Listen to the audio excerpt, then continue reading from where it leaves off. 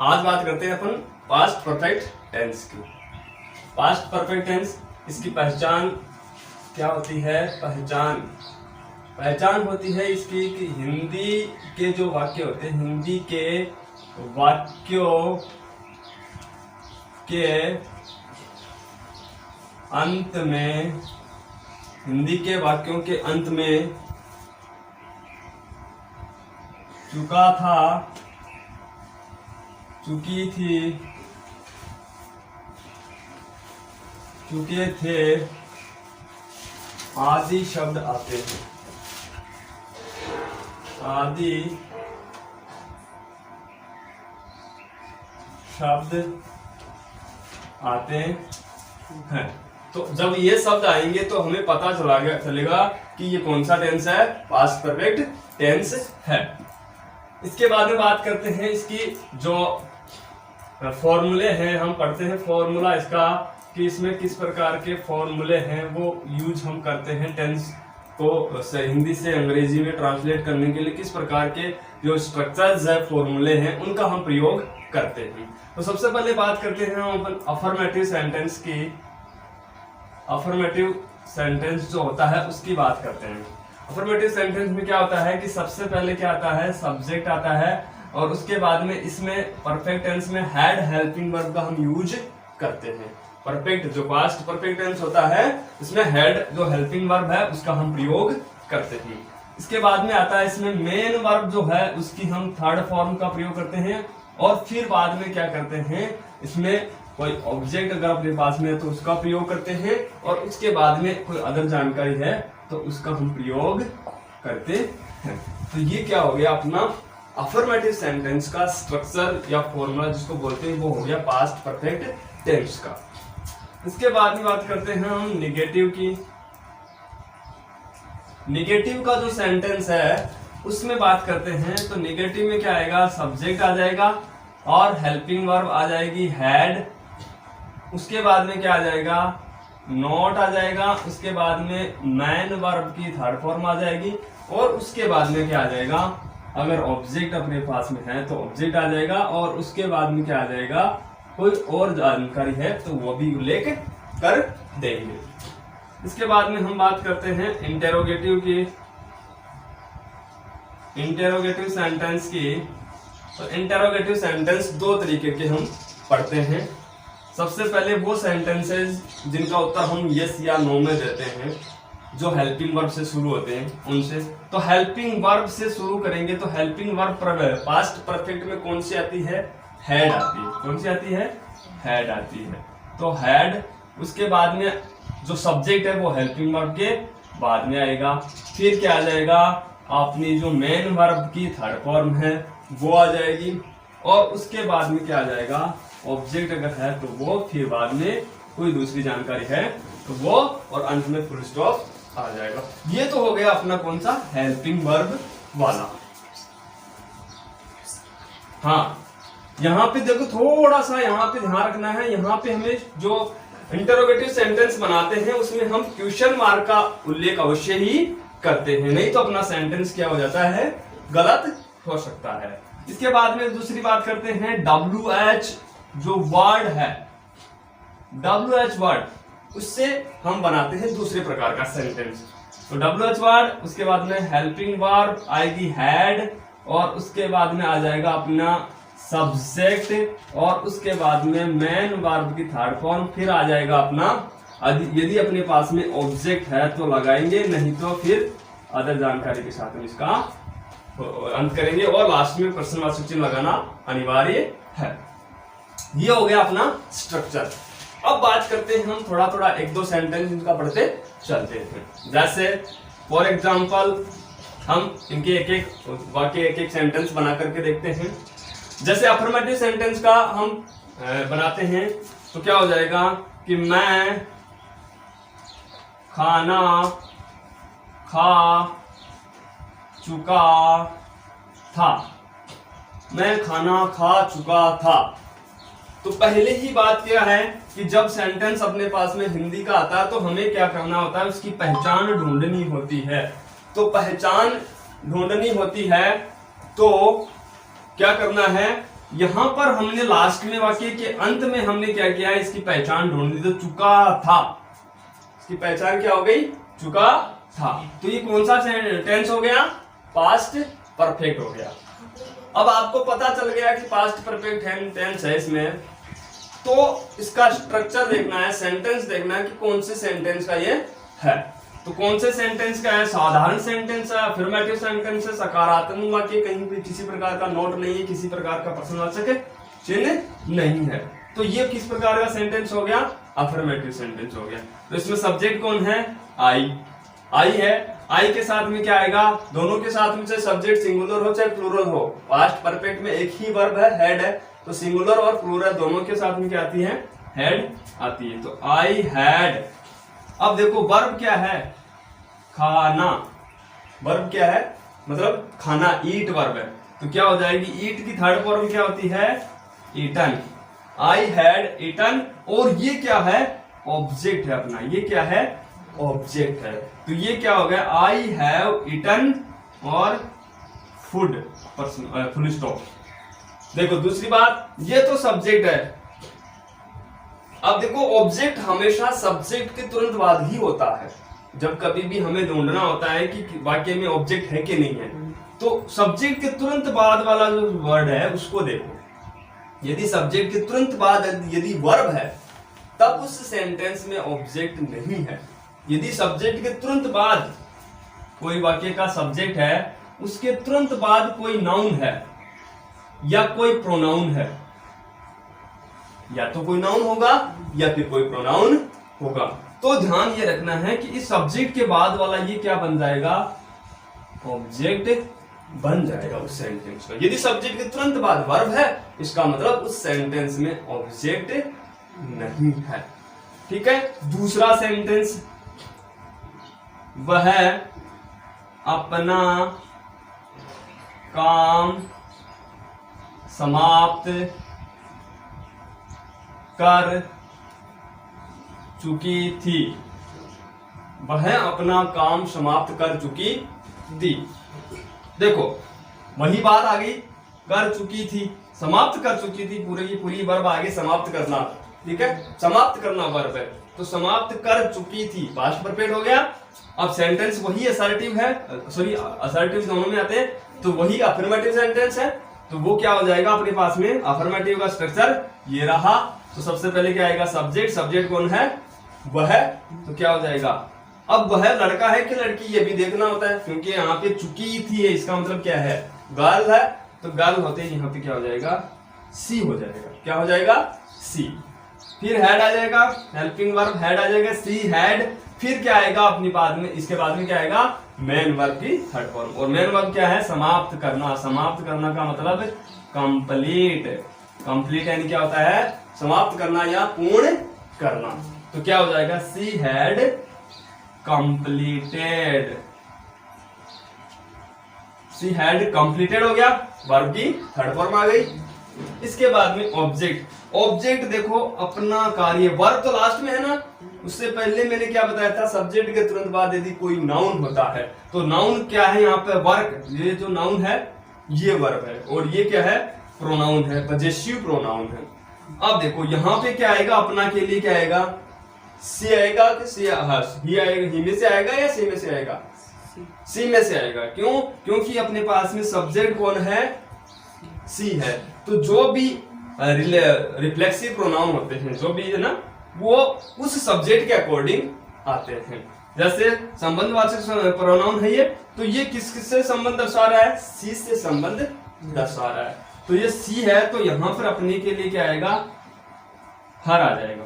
ठीक है, she had completed her work, और ये हो गया अपना कार्य पूरा। She had completed her work, ये हो गया अपना, आपने पढ़ लिया अफर्मेटिव का सेंटेंस। अब बात करते हैं निगेटिव की। वह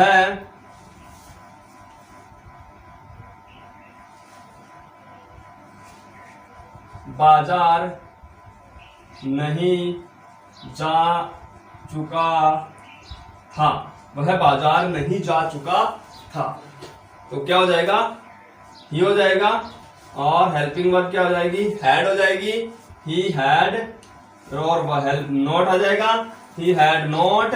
गो की थर्ड फॉर्म क्या होती है, गॉन टू और मार्केट। ये देखो ऑब्जेक्ट है ना, सब्जेक्ट के बाद में नाउन है बाजार, तो क्या हो जाएगा, मार्केट ऑब्जेक्ट हो जाएगा। तो he had not gone to market. अब देखो आगे चलते हैं इंटरोगेटिव सेंटेंस की तरफ।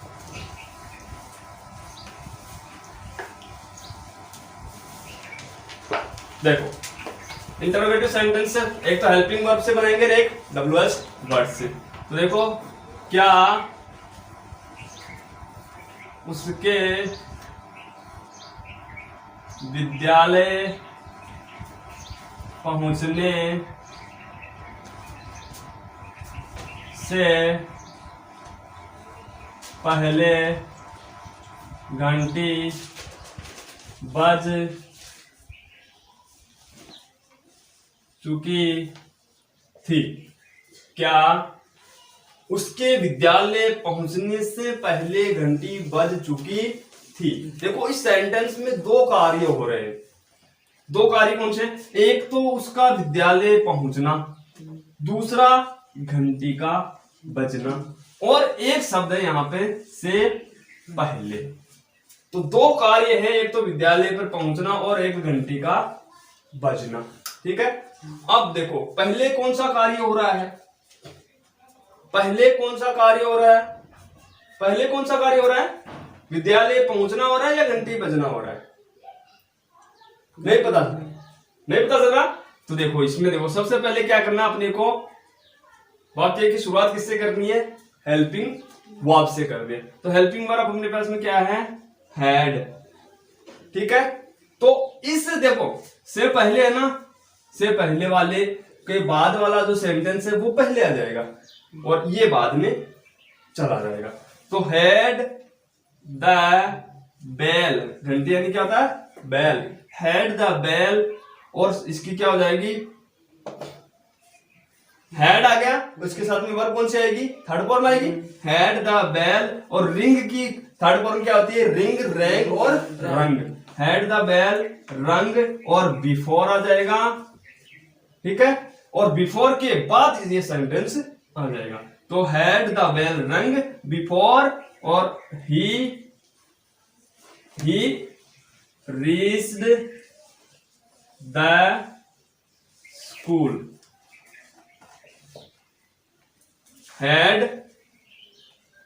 had the bell rung before he reached the school। तो क्या हो गया, क्या उसके विद्यालय पहुंचने से पहले घंटी बज चुकी थी। हाँ लिखो, अगला लिखो,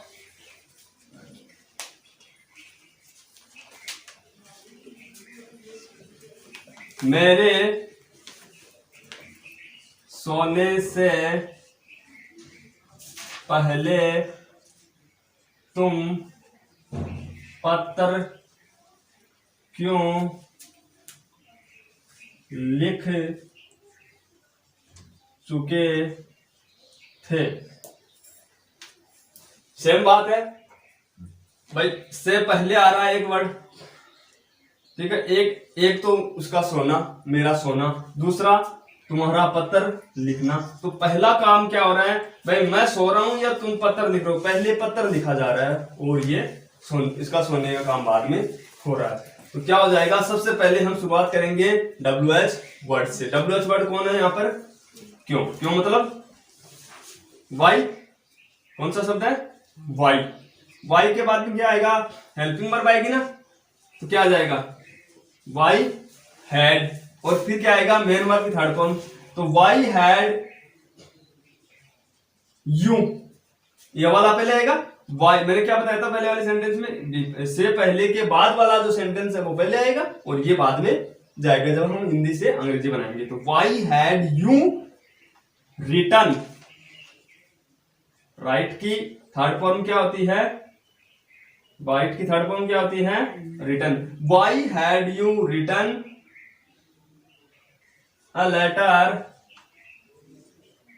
बिफोर आई स्लेप्ट, सेकंड ये वर्ब की सेकंड फॉर्म आएगी, और यहां पे क्या हो जाएगा, हैड प्लस वर्ब की, तो ये हेल्पिंग वर्ब प्लस वर्ब की थर्ड फॉर्म आ जाएगी। ठीक है, तो ये क्या हो गया अपना, इसका इंटेरोगेटिव हो गया।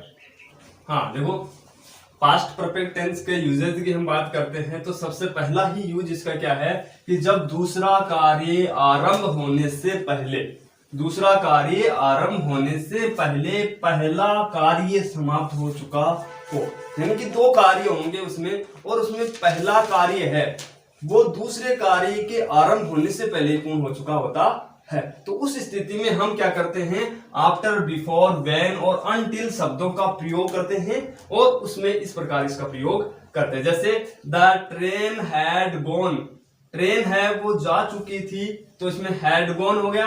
Before I reach the station, तो यहां पे देखो दो कार्य हैं, मेरा स्टेशन पर पहुंचना और एक है ट्रेन का जाना।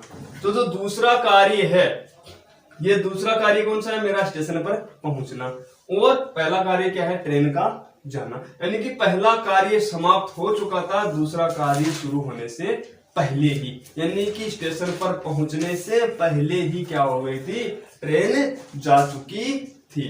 तो क्या हो गया, यहाँ पे हैड गॉन हो जाएगा। तो बिफोर के पहले क्या आ जाएगा, पास्ट परफेक्ट, और बिफोर के बाद में क्या आ जाएगा, सिंपल पास्ट आ जाएगा। इसी प्रकार क्या हो जाएगा, द डॉक्टर केम, डॉक्टर चिकित्सक आया, after the patient had died.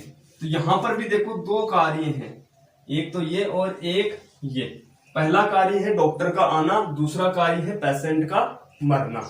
तो देखो पेशेंट है वो पहले मर चुका होता है और उसके बाद में डॉक्टर आता है, यानी कि दूसरा कार्य है वो, दूसरा कार्य कौन सा है, ये सॉरी ये, और ये पहला कार्य। तो पहला कार्य समाप्त हो चुका होता है, दूसरा कार्य आरंभ होने से पहले ही, यानी डॉक्टर के आने से पहले ही मरीज मर चुका होता है।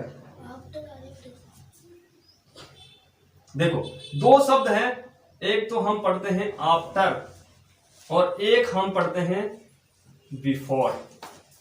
आफ्टर और बिफोर का यूज हम करते हैं पास्ट परफेक्ट टेंस में। तो जब कभी भी सेंटेंस में आफ्टर और बिफोर आते हैं तो यहाँ याद रखने वाली चीजें हैं, बहुत ही मोस्ट, एक तरीके से इसको हम ट्रिक के रूप में यूज कर सकते हैं पास्ट परफेक्ट टेंस के लिए और सिंपल पास्ट के लिए, दोनों के लिए। यदि अपने पास में सेंटेंस में आफ्टर और बिफोर वर्ड है और उनके पहले मान लो, उसके पहले आफ्टर के पहले आ जाएगा सिंपल पास्ट टेंस और आफ्टर के बाद में क्या आ जाएगा, पास्ट परफेक्ट टेंस। इसी प्रकार बिफोर के पहले क्या आ जाएगा, पास्ट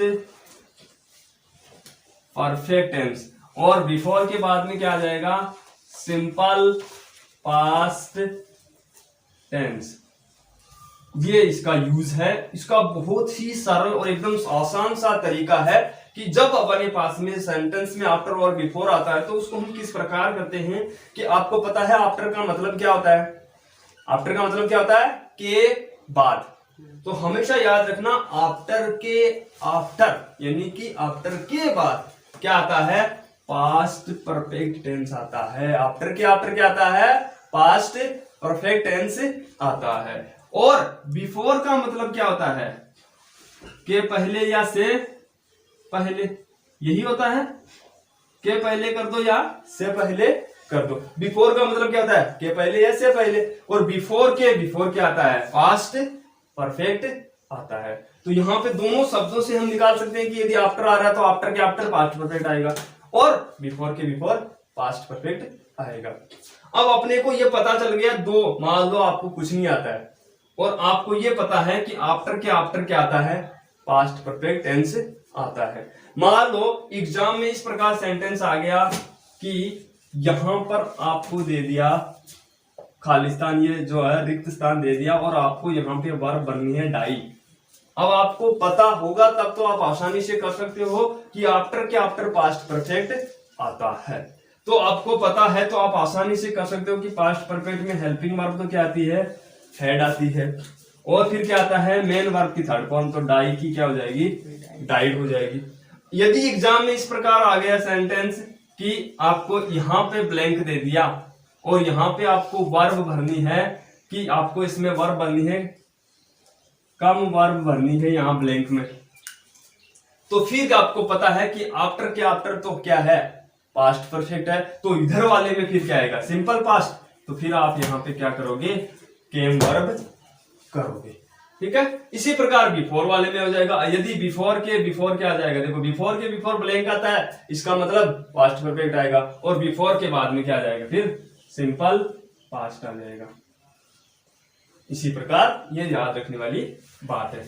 दूसरा यूज हम लिखते हैं, इसका दूसरा यूज पढ़ते हैं। देखो ये आपको आसानी से समझ में आ गया पहले वाला, ठीक है। अब दूसरा यूजेज इसका हम पढ़ते हैं। देखो इम्पॉसिबल